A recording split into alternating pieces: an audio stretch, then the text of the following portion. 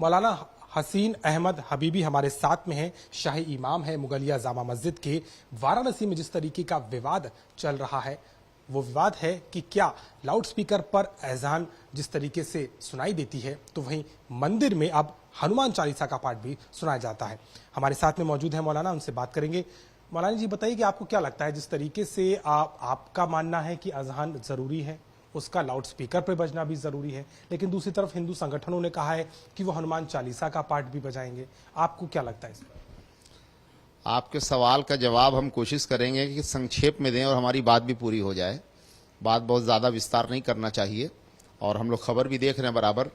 किसी शायर ने कहा है कि चलते हैं मिल के धारे गंग और जमन के, चलते हैं मिल के धारे गंग और जमन के, लड़ लड़ के हो रहे हैं मोहताज हम कफन के। अजान का मसला हो या कुर्बानी का मसला हो या पूजा का मसला हो, चाहे घंटा घड़ियाल का मसला हो, चाहे हनुमान चालीसा का मसला हो, ये आज कोई नया नहीं है। जब हमेशा आज़ादी के पहले से लेके, जब ब्रिटिश गवर्नमेंट थी वो भी, जब मुगल शासन था तब भी, मुगल शासन से पहले के जो लोग राजा महाराजा रहते थे, हर जमाने में होता था। लाउड स्पीकर का इजाद हुआ तो लाउड स्पीकर पे अजान होती है। अजान एक नमाज पढ़ने वालों के लिए एक पुकार है, हय्या अलल सलाह, आओ नमाज के लिए, हय्या अलल फलाह, आओ कामयाबी की तरफ। एक अर्थ ये होता है। दूसरे, अजान का एक महत्व ये है कि कोई बीमार है, कोई परेशान है, किसी को दवा असर नहीं कर रही है, वो लोग आते हैं अपने बच्चों को लेके, बड़ों को लेके मस्जिद के दरवाजे पर। अजान पढ़ने के बाद लोग पढ़कर फूंक देते हैं, यानी मुंह से दम करते हैं। और वहां ये फुकवाने वाले, दम कराने वाले सिर्फ मुसलमान नहीं होते हैं, हर धर्म हर मजहब के लोग होते हैं।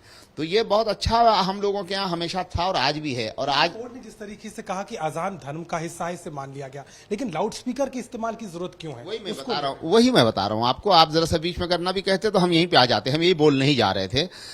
अच्छी चीज जितनी दूर तक जाए उतना ज्यादा उसका फायदा होता है।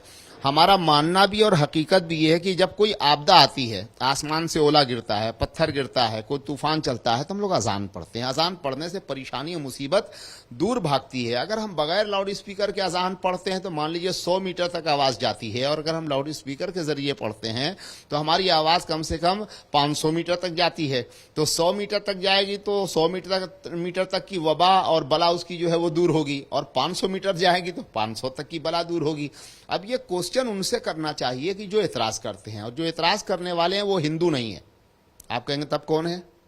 जो लोग अजान पर एतराज कर रहे हैं ये हिंदू नहीं है। हमारा साथ आज 35 साल से मेरा बिजनेस पार्टनर हिंदू है, और वैसा वैसा हिंदू नहीं है, वो जनसंघ वाले हिंदू हैं वो लोग। लेकिन जो हिंदू संगठन है, राष्ट्रीय हिंदू दल हो गया, और महंत से भी हमने बात की है, उनका भी मानना ये है, महंत जो है बालक दास, वो भी साफ तौर पर कह रहे हैं कि अगर अजान होती है लाउड स्पीकर पे तो हम हनुमान चालीसा का पाठ करेंगे, उसमें क्या दिक्कत है, उसमें सवाल नहीं होना। नहीं, उनको मना किसने किया? जिनका नाम अभी आपने लिया है बालक दास का, बालक दास जो है, इनको आप महंत कहें या संत कहें, महंत और संत का काम है लोगों को जोड़ना, तोड़ना नहीं।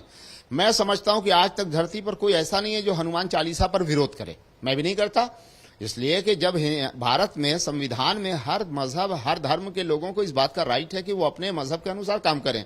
आप हनुमान चालीसा 5 टाइम नहीं 50 टाइम पढ़िए, 24 घंटा पढ़ते रहे कि 100 बार पढ़ने का जिक्र होता है हनुमान चालीसा पाठ में कहा गया है, तो 100 बार भी हम उसको पढ़ सकते हैं। 1 करोड़ बार आप पढ़िए, आप सांस मत लीजिए, 24 घंटा पढ़ते रहिए। रोक कौन रहा है आपको? अगर किसी ने रोका हो तब आपका सवाल होता है कि हम पढ़ेंगे। मानना बार बार ये आ रहा है कि जब कोर्ट ने कहा है कि लाउड स्पीकर हट जाना चाहिए, तो आपको लगता है आप इत्तेफाक रखते हैं उस बात से? देखिए, कोर्ट का भी एक क्षेत्र अधिकार है। कोई संविधान में हर शख्स का एक दायरा है, दायरे से ऊपर उठकर किसी को बोलने का राइट नहीं है। कोर्ट का मतलब ये नहीं होता है कि भारत का जो कॉन्स्टिट्यूशन है उसको तोड़े। जो कोर्ट है, चाहे सुप्रीम कोर्ट हो चाहे हाई कोर्ट हो, हाई कोर्ट और सुप्रीम कोर्ट को भी भारत के संविधान की गाइडलाइन में ही बोलना चाहिए। अगर उससे हट के कोई बोल रहा है तो इसका सीधा मतलब है कि वो अपना दायरा तोड़ रहा है। उसमें हम भी शामिल हैं, आप भी शामिल हैं, और कोर्ट भी शामिल है। अजान से अगर किसी को तकलीफ होती है तो बिलाशुबा उस पर रोक लगना चाहिए। लाउड स्पीकर की अजान, या मुराद जो अजान से मुराद लाउड स्पीकर की अजान, तो लाउड स्पीकर की भी अजान अगर होती है तो कै मिनट लगता है?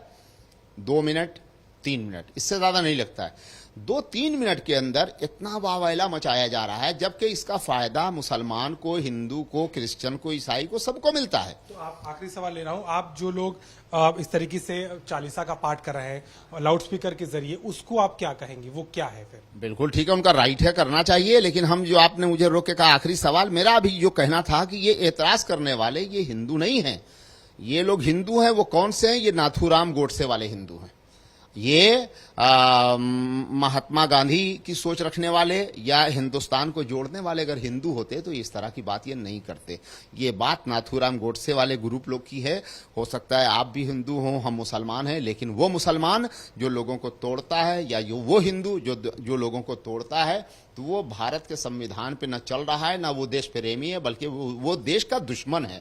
ऐसे लोगों पर कोर्ट की निगाह रहना चाहिए। कोर्ट अगर कह रही है कि लाउड स्पीकर पे अजान ना पढ़ो, तो कोर्ट को तो पहले ये सोचना चाहिए कि ये एतराज करने वाला जो है उसके एतराज करने में दम क्या है। 2-3 मिनट की अजान होती है। मेरे हिंदू साथी, मेरे हिंदू दोस्त कम से कम 100 नहीं, कई 100 की तादाद में, मिसाल के तौर पर आप बनारस आए हैं, अगर आज आपको जाना पड़ेगा बाबा भोलेनाथ का दर्शन करने के लिए और ज्योतिर्लिंग स्पर्श करने के लिए, आपके पसीने छूट जाएंगे। आप ज्योतिर्लिंग स्पर्श करने में घंटों लग जाएगा।